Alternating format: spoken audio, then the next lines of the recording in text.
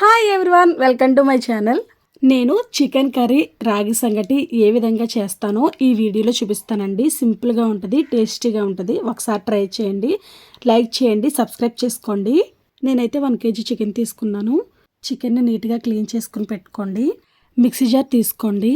అందులోకి 1 table spoon జీలకర్ర, 2 table spoons ధనియాలు, 4 వెల్లుల్లి రెబ్బలు వేసుకొని పొడిగా గ్రైండ్ చేసుకోండి.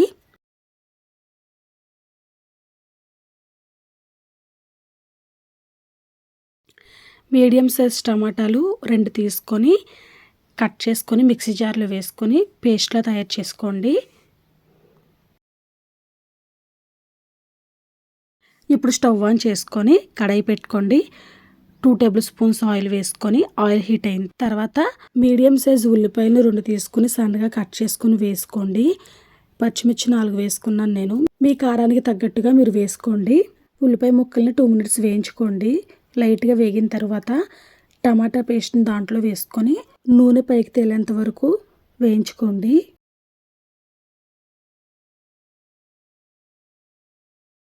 అలా వేయించుకున్న తర్వాత 1 స్పూన్ అల్లం వెల్లుల్లి పేస్ట్ వేసుకోండి.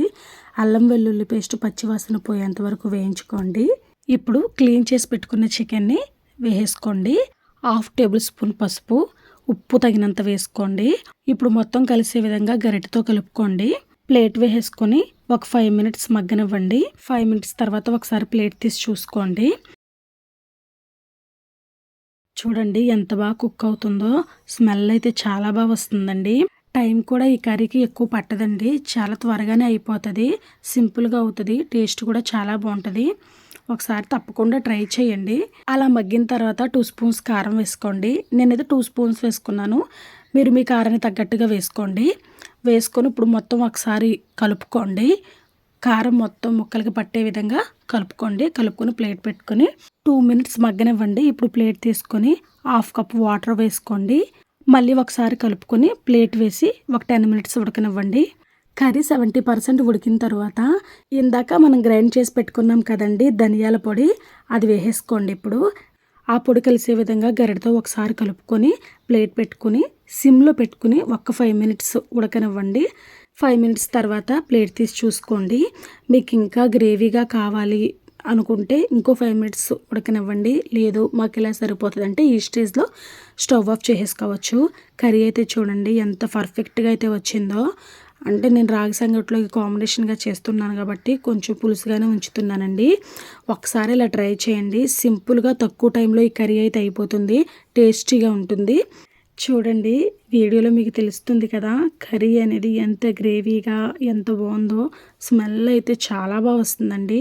మనం ఇక్కడ ధనియాలు, జీలకర్ర, వెల్లుల్లిపాయలు వేసాం కదా, ఫ్లేవర్ కూడా చాలా బాగుంటుందండి. ఇప్పుడు రాగి సంగటి ఎలా ప్రిపేర్ చేసుకోవాలో చూసేద్దాం. 1 కప్ రైస్ తీసుకున్నాను నేను. బాగా వాష్ చేసుకోండి రైస్ని. 8 కప్స్ వాటర్ పోసుకొని స్టవ్ ఆన్ చేసి రైస్ అనేది కుక్ చేసుకోండి. మీరు రేషన్ రైస్ అయినా తీసుకోవచ్చండి. రేషన్ రైస్ అయితే ఇంకా బాగా వస్తుంది. లేదు అనుకుంటే నార్మల్ ఏ రైస్ అయినా తీసుకోవచ్చు. కాకపోతే రేషన్ రైస్తో అయితే పర్ఫెక్ట్గా వస్తుందండి. వాటర్ అన్నీ ఎగిరిపోయి రైస్ బాగా ఉడికిన తర్వాత తగినంత సాల్ట్ వేసుకొని పప్పు గుత్తి ఉంటుంది కదండి దాన్ని తీసుకొని బాగా మెత్తగా చేసుకోండి రైసు.